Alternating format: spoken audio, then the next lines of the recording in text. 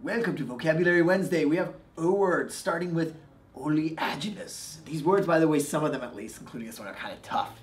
So let's say I'm trying to be your friend.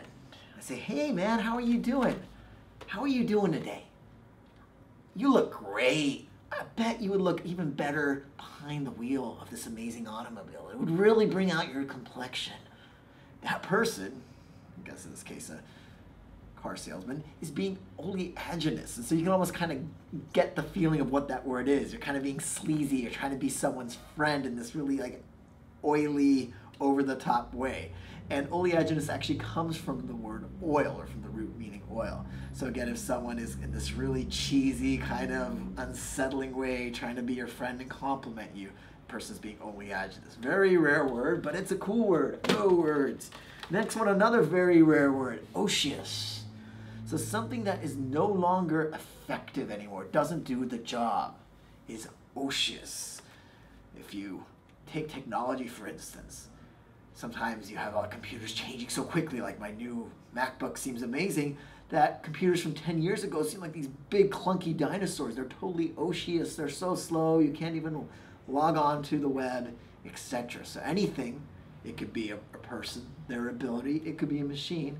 If it's become ineffectual, no longer doing the job, it's become Otiose. Scary word, would be a good word for Scrabble. Okay, next we have Opprobrium. This is a good word. Opprobrium is very similar to another word we've had, which is ignominious, which means shameful, disgraceful, usually in a public context. So if someone does something, their behavior is just so bad, then what they get is opprobrium. Everyone looks at them and goes, gosh, you are a horrible person. How could you have done that?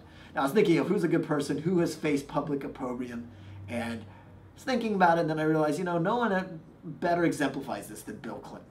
So it's probably been almost 20 years now. It's been a very long time.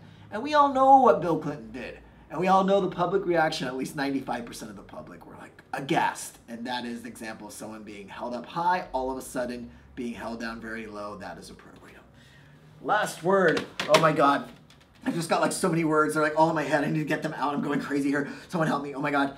That's being overwrought. You're totally anxious and tense and just worked up, wound up. And so we all become overwrought. Like if I'm late and I'm in traffic, I get overwrought. And I'm sure when you're rushing to the test center and you're worrying about the test, most of us going into the GRE will be overwrought. Though we should try our best to breathe so that we will not be overwrought. That is it with the O words. Important is some of those words, as I pointed out, are difficult, so don't try to memorize them unless you're going for the harder section. But words like overwrought and opprobrium are words we should all know. I'll see you next week.